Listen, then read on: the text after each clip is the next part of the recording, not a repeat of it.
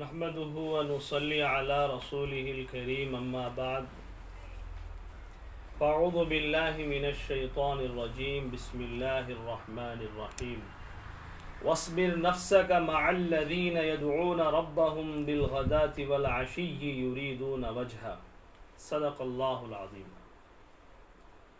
گزشتہ بیان میں یہ بات آ چکی ہے کہ ذکر الہی کی کیفیت کے اعتبار سے مطلق ہے۔ اس اصول کے پیش نظر صوفیہ کرام نے ضرورت، مناسبت، موزونیت اور افادت کے اعتبار سے جو صورت بہتر سمجھی اسے اختیار کر لیا۔ کہیں انفرادی طور پر ذکر کرنے کی تلقین کی، کہیں اجتماعی ذکر کی صورت اختیار کی، مگر بعض نادان لوگ اجتماعی ذکر اور حلقہ ذکر کو بدعت کہہ دیتے ہیں، حالانکہ مذکورۃ الصدر اصول کی بنا پر اسے بدعت کہنا غلطی ہی نہیں بلکہ خود ایک بدعت ہے۔ اجتماعی ذکر کا ثبوت قرآن میں ہے، جیسا کہ میں نے آیت شریفہ تلاوت کی، جس میں اللہ تعالیٰ فرماتے ہیں آپ اپنے آپ کو ان لوگوں کے ساتھ مقید رکھا کیجئے جو صبح و شام اپنے رب کی عبادت محض اسی کی رضا جوئی کے لیے کرتے ہیں۔ اس آیت کے حصے مع الذین سے اجتماعی ذکر اور حلقہ ذکر کا ثبوت ملتا ہے۔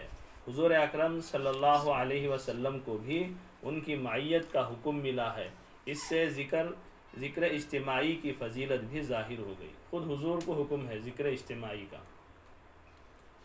اس کی تائید میں حدیث ہے، حضور صلی اللہ علیہ وسلم نے فرمایا کہ ملائکہ اہل ذکر کو تلاش کرتے پھرتے ہیں، جہاں کہیں انہیں ذاکرین کی کوئی جماعت مل جاتی ہے اپنے ساتھیوں کو بلاتے ہیں کہ یہ ہے وہ چیز جس کی تمہیں تلاش ہے، چنانچہ وہ ملائکہ ذاکرین کو آسمان نے دنیا تک اپنے پروں سے ڈھانپ لیتے ہیں، یہاں تک کہ فرمایا کہ اللہ تعالیٰ فرماتا ہے کہ میں تم کو گواہ بناتا ہوں کہ میں نے ان لوگوں کو بخش دیا ہے۔ پھر ان میں سے ایک فرشتہ کہتا ہے فلاں آدمی تو اہل ذکر سے نہیں ہے، صرف چپ کے آیا ہے، بیٹھا ہے، سیکھ رہا ہے، ابھی کچھ بھی نہیں ہے اسے، تو وہ تو اپنے کام کے لیے آیا، سیکھنے نہیں بلکہ اپنے کام کے لیے، کیا کہ ہو گیا حضرت کا تو دم کرو۔ پھر اللہ تعالیٰ فرماتا ہے کہ یہ ایسی مجلس ہے جس میں بیٹھنے والا بدبخت نہیں رہ سکتا، بیٹھنے والا بدبخت نہیں رہ سکتا۔ یہ حدیث کہاں ہے؟ بخاری شریف میں ہے، حدیث نمبر 940 پر آج۔ فوائد: اس روایت سے ثابت ہوا کہ مجالس ذکر قائم کرنا ایسا محمود عمل ہے کہ ملائکہ اکرام مجالس ذکر کی تلاش میں پھرتے رہتے ہیں، کیونکہ ملائکہ اور ذاکرین میں مناسبت ہے، جیسا کہ پہلے ذکر ہو چکا۔ ذکر الہی ایسی عبادت ہے جس پر مغفرت کا اعلان کیا جاتا ہے، کسی اور عبادت پر نہیں، بیان پر، دوسری عبادت پر نہیں، صرف ذکر الہی پر ہے۔ ایسی حدیث دوسرے اٹھا کیا کر دیے، اپنے کام پر لگا لیتے ہیں۔ نمبر 3، وسیلہ صلح اور صحبت مشائخ کا محمود ہونا، یعنی پسندیدہ ہونا ثابت ہوتا ہے، اس سے پسندیدہ ہے کہ کسی اللہ والے کے ساتھ، اللہ کرنے والے کے ساتھ پسندیدہ عمل ہے۔ اگر کوئی اس عمل کو ٹھکراتا ہے تو گویا انہیں اللہ والے کو ٹھکرایا، اللہ کو ٹھکرایا۔ ذاکرین کی جماعت میں شمولیت سے بھی بدکار نجات حاصل کر، بدکار بھی اگر شامل ہو گیا تو اسے بھی کیا مل جاتی ہے؟ ذاکرین کی برکت سے اسے نجات ملتی۔ اس لیے انہیں برابر نہیں، انہیں وہ ہے فلاں ہے، کیا بھی کسی بھی نہیں بولنا۔ اگر ذاکرین کی جماعت میں آ کر بیٹھ جائے تو بدکار بھی کیا ہوتا؟ کامیاب ہو جاتا۔ مجالس ذکر قائم کرنے کا حکم۔ ابو رزین رضی اللہ عنہ سے روایت ہے، حضور صلی اللہ علیہ وسلم نے فرمایا کہ کیا میں ایسے بہترین عمل کی خبر نہ دوں جس سے تم دنیا و آخرت کی بھلائی سمیٹ لو؟ سنو، مجالس ذکر لازم پکڑو، اسے حکم ہے۔ صحابہ کو حضور صلی اللہ علیہ وسلم کیا کہہ رہے ہیں؟ لازم پکڑو، مجالس ذکر کو لازم پکڑو۔ اب کے افراد کیا بول رہے ہیں؟ خروج کو لازم پکڑو۔ کیا بول رہے ہیں؟ خروج کو، نکلنے کو لازم پکڑو نہیں، بلکہ ذکر کو لازم پکڑنے کا۔ تمہیں جہاں بھی ہو، جہاد میں ہو، کسی بھی عمل میں ہو، ذکر کو لازم پکڑنے کا حکم ہے۔ فائدہ: مجالس ذکر کی تلاش اور ان میں شامل ہونا مؤکد بتاکید ہے۔ مجالس ذکر دین و دنیا کی کامیابی کا ذریعہ ہیں۔ ذکر الہی سے رحمت الہی کا نزول اور اطمینان قلبی حاصل ہوتا ہے۔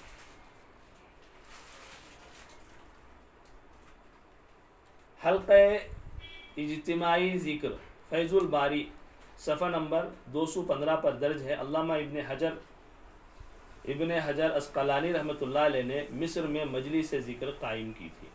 کون؟ ایک بہت بڑے عالم مجلس ذکر کہاں قائم کیے تھے؟ بہت بڑے محدث حدیث کے، بہت بڑے پائے کے، چوٹی کے۔ پھر یہ مجلس نابود ہو گئی، پھر امام سیوطی رحمۃ اللہ علیہ نے اپنے زمانے میں قائم کی، پھر ان کے بعد منقطع ہو گئی۔ معلوم ہوا کہ متقدمین محدثین مجالس ذکر قائم کرتے تھے، اہتمام کیا کرتے تھے۔ فیض الباری صفحہ نمبر 362 پر ہے کہ نمازوں کے بعد سلف صالحین میں دستور تھا کہ مجلس ذکر قائم کرتے تھے۔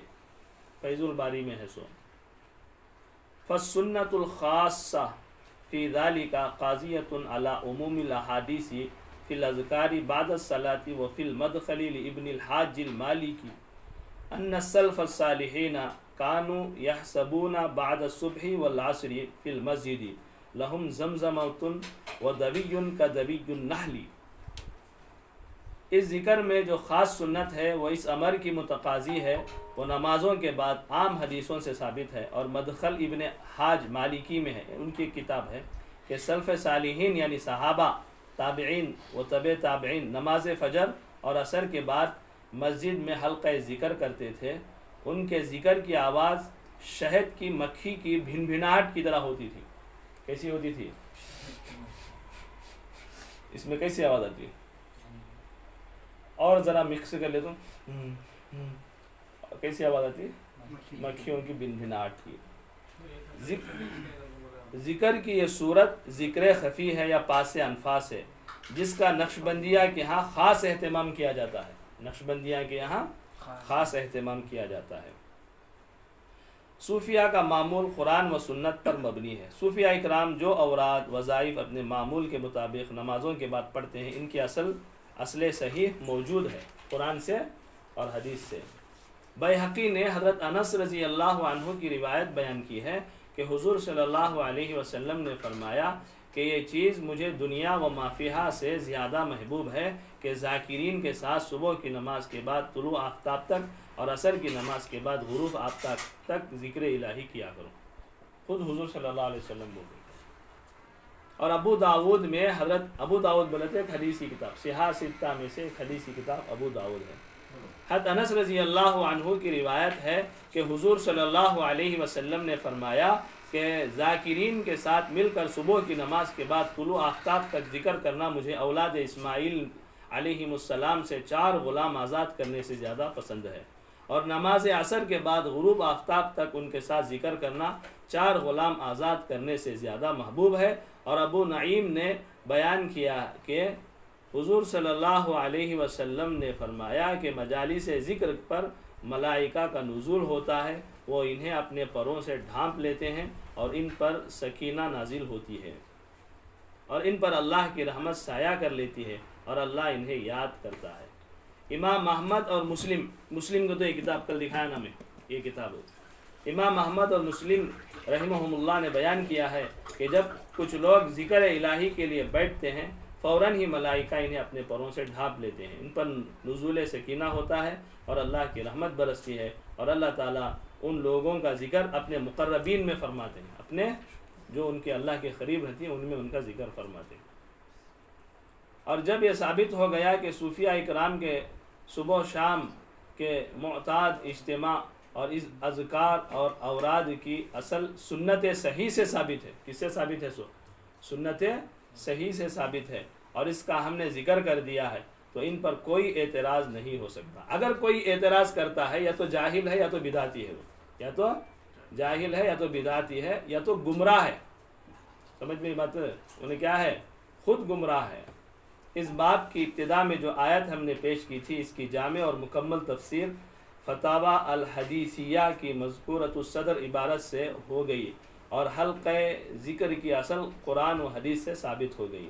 قرآن کریم سے حلقہ ذکر کا ثبوت تفسیر کلام الملوکی ملوک الکلام میں زیر آیت ہے انا سخرنا الجبال معه یسبحن بالعشی والاشراق۔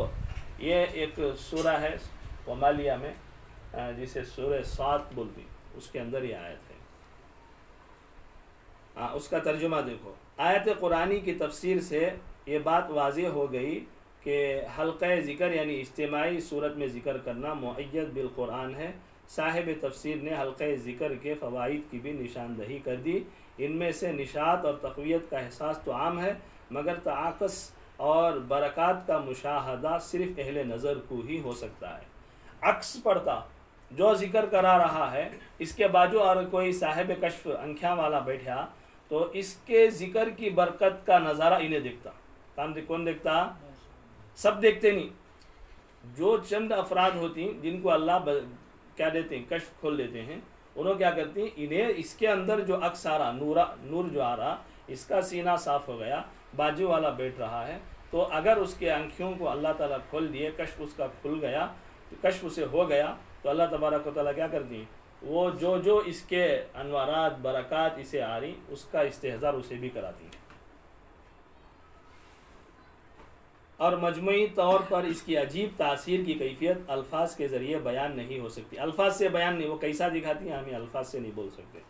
جو لوگ صرف الفاظ سے کھیلتے ہیں، انہیں ان کیفیات کا علم ہو تو کیوں کر، لہٰذا اپنی محرومی کو چھپانے کے لیے انکار کا سہارا لے لیتے ہیں۔ کچھ ہیں علماء اپنی محرومی کو چھپانے کے لیے کیا کرتے ہیں، ہے نہیں چھ جی، کیا بولتی اپنی محرومی کو۔ اوپر کی آیت کا انہوں ترجمہ نہیں کریں، اس کی شرح کری، سو میں ترجمہ کر دیتا ہوں۔ انا سخرنا الجبال معه یسبحن بالعشی والاشراق والطیر محشورۃ۔ انشاءاللہ اس کا ترجمہ کل کریں گے۔ اللہ تعالیٰ سے دعا کریں کہ اللہ تعالیٰ ہم سب کو صبح و شام پابندی سے ذکر قلبی، پاس انفاس جنتی ذکر خفی کرنے کی خوب توفیق نصیب فرمائے۔ ہر مسلمان بلکہ ہر انسان کو اس کی توفیق عطا فرمائے، خاتمہ بالخیر فرمائے، آمین۔ وآخر دعوانا الحمدللہ رب العالمین۔